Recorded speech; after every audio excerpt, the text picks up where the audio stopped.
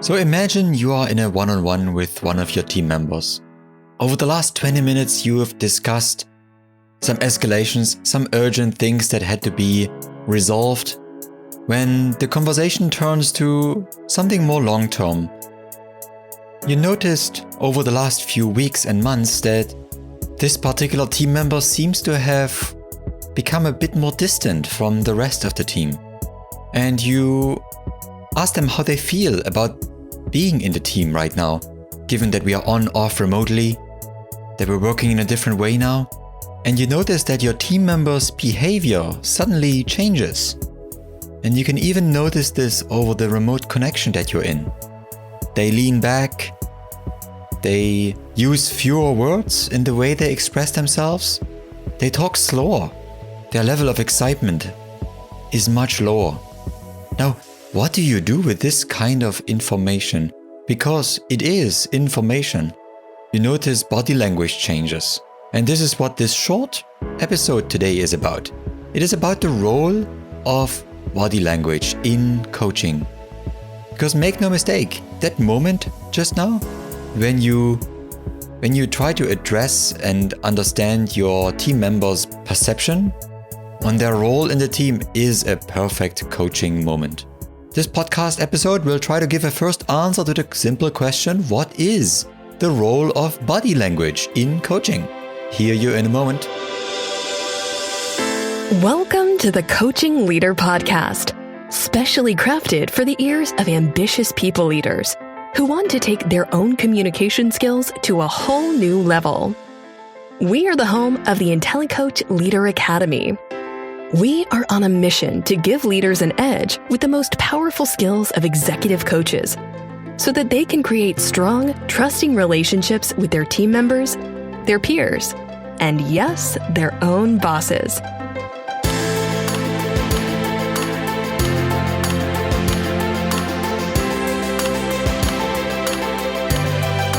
And here is Mike, your host. Let's get started. So welcome back. This is Mike from IntelliCoach.com. So in this episode, I would like to touch on two questions. Number one, what is the role of body language in coaching? And secondly, how does a trained coach make use of body language? Now, number one, what is the role of body language in coaching? In my intro, I gave a quick example of body language showing up in a conversation. Now, your first belief might be that as a coach, I should read books on body language, on the different cultural artifacts, things that people do and what their meanings are. For example, I touch my nose, or I lean back in my chair, or I cross my legs, or I fold my arms. Well, all these are signals. But there are also a lot of different things to learn. And maybe there are rules like that across cultures, but to be honest, that's very complex. The way body language plays a role in coaching is different than you think, alluding to the title of this episode, because we want to notice changes in body language right in front of us. We don't necessarily need to believe in universal signs of body language that mean something. And I personally have seen many times that there are too many outliers to this to be really helpful. This one person that I coached before had a very stern look, folded arms when they were just thinking. And I heard that being called someone's neutral before. That is the face expression that people have when they think. And that might be a frown. That might be a body language that could be interpreted in some books as, I reject you. But it doesn't have to be true. However, if the person in front of you has been very open for a long time, while thinking, they have been leaning forward and they have been discussing with you openly, and suddenly with one question, they lean back, they frown, and then they fold arms. And they have not done this before. They have not done this before over the last few sessions. They have not at least done this in the same meeting. That is what we want to notice. So we want to notice changes in body language, and we want to explore the meaning. Now, the important thing, as I mentioned, is we want to be able to compare the change that we see to a baseline. And the baseline could be two things. Well, it could be how the person shows up in general. That could mean that maybe your client or your coachee or your team member shows up usually quite in a cheerful manner. They show up in a way that is open, that is jovial, that is friendly. And maybe one day they go into your one-on-one, into your meeting, and they don't talk. They are quiet. They are contemplative. Now, that change by itself has meaning. And the thing that we want to do is understand the meaning behind the change in body language. I'll talk about that in a moment. Well, and the second baseline could be that the person was different in the same conversation just a few minutes ago. If you had someone who was, as I mentioned, just leaning forward, was happy, was talking at a certain speed, and suddenly with one question they talk faster and they sit suddenly upright and they use different kind of words, that is something to notice, because something very likely just excited them. And I want to quickly quote here from the ICF, the International Coach Federation's core competency model that was updated in October 2019. And I just want to share with you where this particular skill shows up. It is under the headline of communicating effectively, under active listening. So that's really important. The headline that this skill, that skill of noticing body language is in, it is under the headline of active listening. And the exact wording is that the coach notices, acknowledges, and explores the client's emotions, energy shifts, nonverbal cues, or other behaviors. And the thing that I'm using here today in this conversation with you is exactly that noticing of emotions and especially energy shifts. There's amazing degree of value there. As beginner coaches, we focus our active listening on the words. Maybe even how the person uses their words, how they show up visually. But a trained and skilled coach will also actively listen for body language changes, for energy that has moved, for the things that a client does not say. And that is also active listening. The second question that I wanted to answer is, so how does a trained leader coach use the body language that they observed? Well, I'm putting this in 3 steps here. The first step is to notice, the second is to share, and the third is to ask for meaning. So number 1, noticing. I just gave an example for that. You notice when you internally compare to your team member's baseline.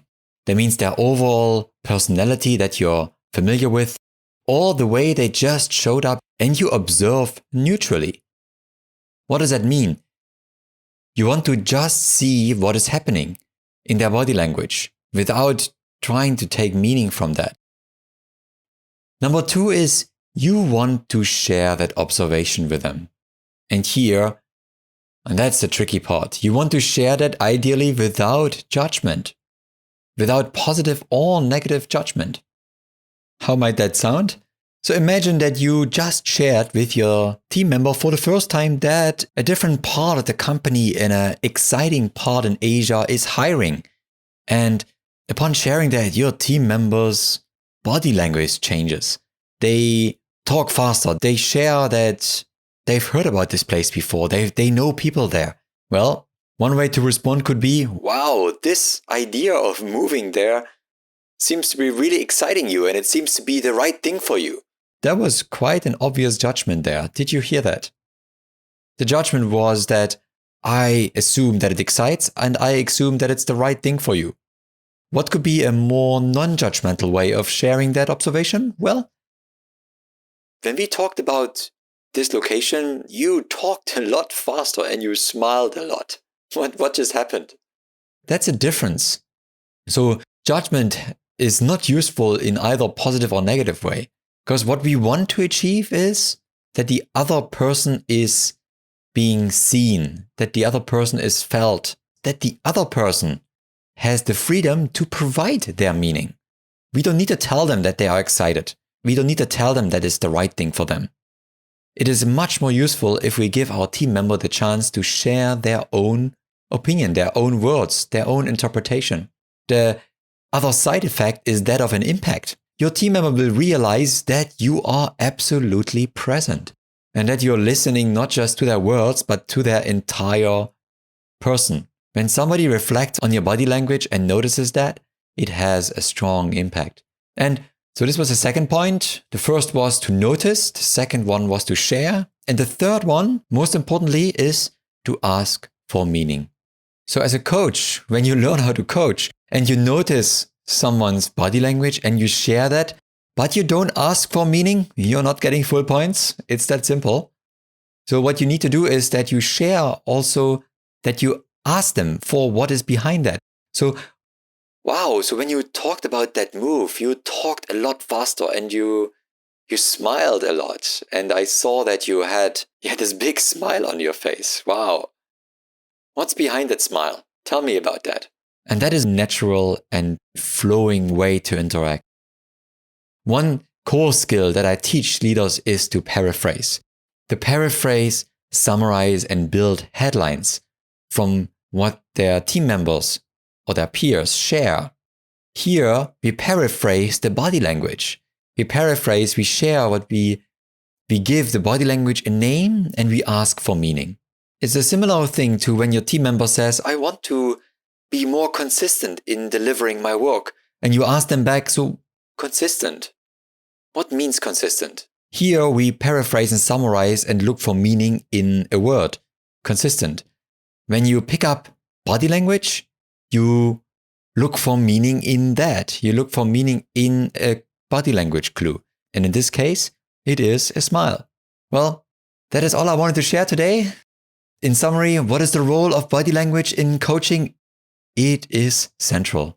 I use it a lot. When I see shifts in body language, I notice it and I share it because it usually is a nice way for somebody to reflect on themselves and to pause and to notice something about their own way of sharing. Because often body language is a clue, but it's not necessarily intentional, but it has meaning.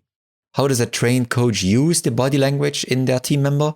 Well, they use it to deepen connection and to understand more meaning and to simply coach better. And I do this in 3 steps. Number 1, they notice it. Number 2, they share it without judgment. And number 3, they respectfully and carefully ask for meaning. Now, hope this is useful. This is something you can definitely use in all kinds of circumstances and situations, not just with your team members, but also with peers, with your boss even. All the best. So this is Mike from IntelliCoach. Bye. You've been listening to the Coaching Leader Podcast. To ensure you never miss an episode or other updates from us, head over to IntelliCoach.com/connect. Here you will find our magic link to subscribe to our podcast, and you can get our newsletter. You will get show notes and other special insights directly into your inbox. Thanks a lot for listening. Hear you soon.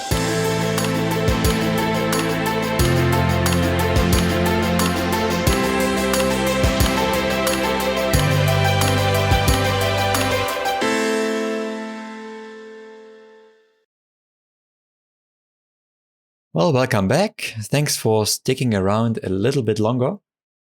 I have 2 small announcements to make. I've accomplished 2 things that I'm really proud of and that have been eternal subjects of procrastination for me. Well, the first thing is the release of my first free ebook. So what is it about? Well, I mentioned this a few times on this podcast that most leaders admit they spend between 60 and 90% of their time in conversations, and that means meetings. And a lot of times we agree that the meetings that we just left were not that great. Now, what can we do about it?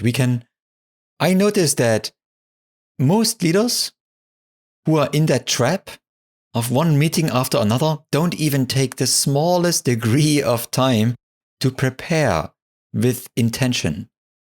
They run from meeting to meeting and catch up and wing it. Yet there are ways how we can have a laser-focused, minimal preparation to help us have much more impact. And that is what this ebook is about. So its title is 8 Powerful Self-Coaching Questions to Thrive in Your Next Crucial Meeting. And what I've done here is to compile 8 ideas. It's like a toolbox. 8 ideas of self-coaching questions that you can ask yourself from one meeting to another while you walk, while you maybe switch from one Zoom call to another with a short break in between. Short questions that you can ask yourself to become more intentional and to give more impact, to reset yourself. I give you one example. The first question is about success. And the question you should ask yourself is, what does success actually mean for me and the other persons in this meeting? What must we get out of it to make it worth our time? And you won't believe how few people actually ask this question and how few people 5 minutes into a meeting know the answer. And we are drawing direct lessons here from a coaching conversation. A coaching conversation is a directed conversation. A business meeting should also be a directed conversation towards a defined outcome. Having that in mind is super important, and something that I have been doing for a year now, or almost 2 years, and which you will also notice if you ever go into a meeting with me, is I will ask at the very beginning, what do we want to get out of this?